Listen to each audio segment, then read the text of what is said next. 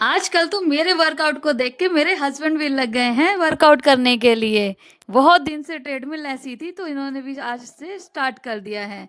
मैं लग गई अपना खाना बनाने के लिए। खाना बनाने के लिए बैठी तो देखा क्या क्या है फ्रिज में। कल ही ये सब्जियां लेके आए थे तो उसमें लेके आए कच्चा केला। कच्चा केला बहुत ही ज्यादा अच्छा लगता है और आंवला। आंवला भी बहुत ही ज्यादा अच्छा लगता है। 2 दिन पहले ही मैंने आंवले को अच्छे तरीके से भुना था।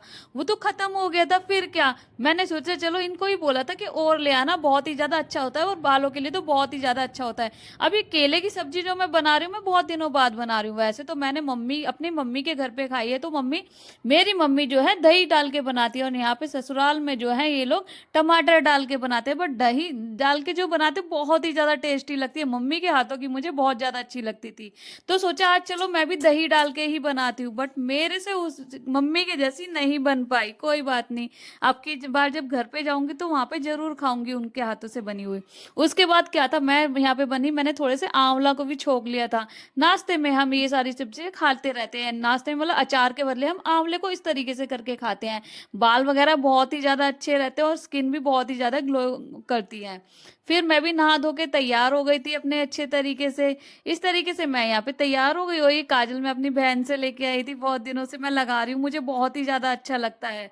फिर मैं यहाँ पे ब्रेकफास्ट करने बैठ गई थी। और कल जो हुआ भाई हो, आपने ब्लॉग में देखा है। यहाँ पे कल मैं जैसे ही यहाँ पे ब्रेकफास्ट करने बैठी और ये बालक मेरा सो गया। इस तरीके से सोया था कि वो पूछो ही मत। पलक झपकते ही मैंने इसको देखा तो ये झूले पे सो ही गया था इतनी देर में। पहली बार इस तरीके से सोया है। इवान को तो हमने झूले पे बहुत ही ज्यादा सुलाया बट ये नहीं सोता था। इसको सुला के मैं लग गई अपने घर के छोटे मोटे काम करने के लिए, क्योंकि जब ये सोता है तभी मेरे घर के काम होते हैं, वरना पूरा दिन मेरे आगे पीछे डोलता रहता है। और आज तो मेरा बड़ा बालक भी मेरा काम करा रहा है, इवान, जो कि मैंने सोचा चलो सारे के सारे कपड़ों के सूख गए हैं, इनको अच्छे तरीके से फोल्ड करके रख दूं। मुझे लगा चलो भाई आज तो ये मेरी अच्छे तरीके से हेल्प करा रहा है। लेकिन देखना किस तरीके से हेल्प करा रहा है। जितने भी सारे मैं कपड़े लेके आई थी मेरे कपड़े उठा के इसने फेंक दिए एक बार को। तो इतना गुस्सा आया क्या ही बताऊं, बहुत ज्यादा गुस्सा आया और इससे हो गई मेरी लड़ाई। दोनों के दोनों हम छीनने लगे। पहले तो ये कहने लगा मैं करूंगा मैं करूंगा। उसके बाद इसके पापा इसको लग गए चलाने के लिए। अभी तो भाई इसने 9 मंथ कंप्लीट ही किया है, क्या ही जल्दी है इतनी जल्दी इसको चलाने की। कहने लगे भाई जल्दी जल्दी बड़ा हो जाओ, बहुत ही ज्यादा तंग करता है। फिर मैं लग गई थी। आज हमने लंच स्किप कर दिया क्यों, खाने का इतना मन सा नहीं कर रहा था। और मन क्या नहीं कर रहा था, बस बच्चे इतना तंग करते हैं कि बिल्कुल भी टाइम नहीं मिला मेरे को लंच बनाने का, कभी इनको सुलाना कभी इनको खिलाना।